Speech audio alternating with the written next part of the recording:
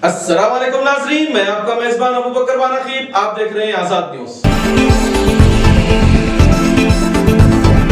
नाज़रीन, corona virus के चलते जहां पर हिंदुस्तान भर में मुसलमानों पर उंगली उठ रही थी, जैसे कि तबलीगी जमात पर, दिल्ली में जो चलने वाली मरकज निजामुद्दीन पर बार बार उंगली उठाई जा रही थी कि मुसलमानों की तरफ से हिंदुस्तान भर में कोरोना वायरस का कहर ठा गया।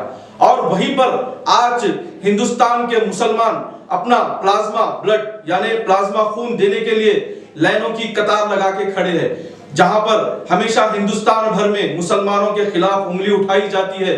इन्हें दहशतगर्द कहा जाता है, ना जाने कौन से अल्फाज से इन्हें पुकारा जाता है। और वहीं पर हमेशा हिंदुस्तान के मुस्लिम अवाम खांधे से खांधा मिलाकर हिंदुस्तान के लिए अपनी जान निछावर करने के लिए खड़ी होती है। आज वहीं पर फिर एक बार जहां पर निजामुद्दीन मरकज को लेकर मुसलमानों के ऊपर उंगली उठाई जा रही थी, वहीं पर आज मुसलमानों के प्लाज्मा खून से कोरोना का इलाज किया जा रहा है। ये कोई गोदी मीडिया अभी बताने के लिए राजी नहीं है, क्योंकि मुसलमानों पर बार बार उंगली उठाने वाली गोदी मीडिया, मुसलमानों पर बार बार उंगली उठाने वाले कुछ दहशतगर्द लोग आज खामोश है, क्योंकि वही मुसलमान के खून से आज प्लाज्मा यानी कि मुसलमान के प्लाज्मा खून से आज कोरोना का इलाज किया जा रहा है। आइए देखते हैं इसी के साथ जुड़ी आज की ये ब्रेकिंग न्यूज यानी खास खबर। मुझे इजाजत दीजिए, मैं आपका दोस्त अबू बकर वानखीब। अस्सलाम वालेकुम। एक तरफ जहां हिंदुस्तान पर आई कोरोना की आफत में जमकर हिंदू मुसलमान हुआ, जमात के नाम पर एक खास धर्म वर्ग को निशाने पर लिया गया और जमात से जुड़े लोगों की कुछ तस्वीरों के चलते एक वर्ग शर्मसार भी हुआ। लेकिन अब उसी जमात से जुड़े लोगों ने ऐसी मिसाल कायम की है, ऐसी मिसाल पेश की है कि हर कोई उनकी तारीफ करते नहीं थक रहा। आपको बताएं, कोरोना से जंग में अब सबसे बड़ा हथियार बनकर उभर रहे हैं जमात से जुड़े सच्चे हिंदुस्तानी, क्योंकि अब जमातियों का रक्तदान बचाएगा हिंदुस्तान। प्लाज्मा थेरेपी देखिए।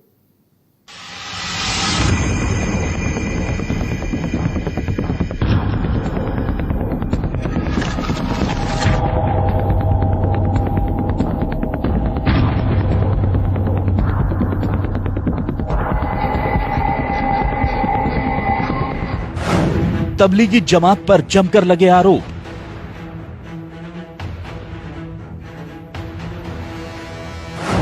जमात को ठहराया गया कोरोना फैलाने का जिम्मेदार।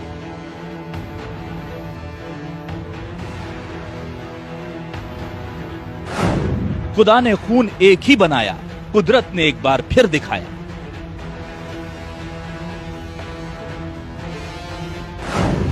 जमातियों का रक्तदान बचाएगा हिंदुस्तान।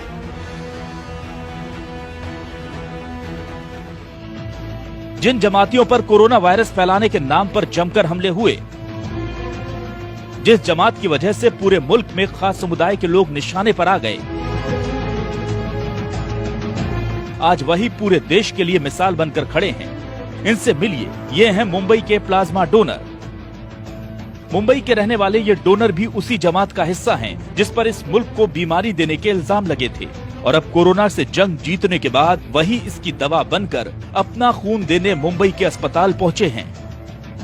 वहाँ से फोन आया नायर से कि आप अगर जो पॉजिटिव पेशेंट अच्छे हो के आए तो उनका है ना प्लाज्मा लेकर, जो पेशेंट अच्छे नहीं हो रहे हैं उनको हम उसमें आपका प्लाज्मा डालेंगे तो ऊपर वाले की दुआ रहेगी तो वो भी अच्छा हो जाएगा। इसके लिए मुझको बुलाया गया था। और फिर जो हमारे अमीर साहब है तबलीगी जमात के मौलाना साद साहब निजामुद्दीन से, उन्होंने इस बात को वायरल किया था कि हर मुसलमान इसमें बढ़ चढ़ के हिस्सा ले और इंसानियत को आगे करे और दूसरों की मदद करे। तो ये सोच के मैं भी गया। पहले दिन मुझको लेकर अपना ब्लड लोगों ने चेक करा कि कोई बीमारी या कुछ ऐसी कोई चीज़ तो नहीं है। उसके बाद आज फिर उन्होंने बुलाया, फिर गाड़ी भेजी थी उन्होंने और प्लाज्मा लिया। एक आधे घंटे का प्रोसीजर था जिसमें 450 ml उन्होंने मुझसे प्लाज्मा लिया।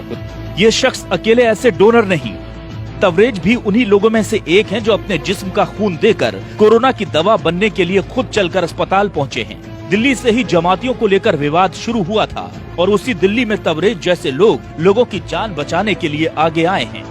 एक बार न्यूज़ पर देख रहा था जिसमें हमारे माननीय मुख्यमंत्री केजरीवाल जी प्लाज्मा थेरेपी के बारे में बता रहे थे और वो अपील कर रहे थे कि जो भी लोग कोरोना नेगेटिव होकर आए हैं वो अपना प्लाज्मा डोनेट करें और ये थेरेपी सक्सेस हो सकती है। ये खबर सुनने के तुरंत पश्चात मैंने ठान लिया था कि मैं अपना प्लाज्मा डोनेट करूंगा कि और इस प्लाज्मा से अपने किसी हिंदुस्तानी भाई का इलाज हो। इससे ज़्यादा खुशी और गर्व की बात मेरे लिए दूसरी कोई नहीं हो सकती है। दरअसल ये वो लोग हैं जिनके शरीर पर कोरोना का वायरस अटैक कर चुका था, लेकिन बेहतर इलाज और डॉक्टरों की मेहनत का नतीजा है कि ये सब अब इस जंग में जीत हासिल कर चुके हैं। मतलब इनके शरीर में कोविड-19 के वायरस से लड़ने वाली एंटीबॉडीज तैयार हो चुकी हैं। अब इन्हीं लोगों के खून से प्लाज्मा निकालकर दूसरे मरीजों को चढ़ाया जाएगा। इस पूरी प्रक्रिया को प्लाज्मा ट्रांसप्लांट कहा जाता है। कोरोना से ठीक हुए मरीज से खून निकालना, ठीक हुए रोगी के खून से प्लाज्मा निकालना, खून से निकला प्लाज्मा 4 मरीजों को ट्रांसफर किया जाता है। 4 लोगों के शरीर में गया प्लाज्मा एंटीबॉडीज बनाएगा। एंटीबॉडीज केवल प्लाज्मा में ही मौजूद होते हैं।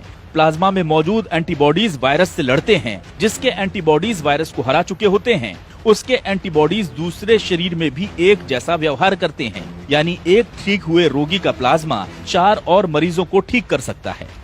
जाहिर है बनाने वाले ने कोई भेद नहीं किया था, इसलिए कुदरत के इस कहर की काट भी सबके शरीर में एक सी ही है।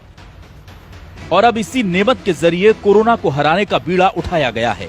कोरोना वायरस की चपेट से बाहर आ चुके तबलीगी जमात के करीब 200 लोगों ने प्लाज्मा के लिए अपना ब्लड डोनेट करने का फैसला किया है।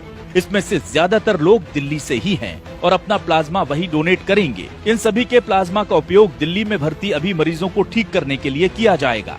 तो जो कोरोना से पूरी तरह से ठीक हो चुके मरीज हैं, जिनका पूरी तरह से जिनके शरीर से कोरोना का वायरस निकल चुका है, ऐसे मरीजों का प्लाज्मा फेरेसिस मशीन से निकाल करके उसको जो बीमार गंभीर मरीज होते हैं उनको दिया जाता है।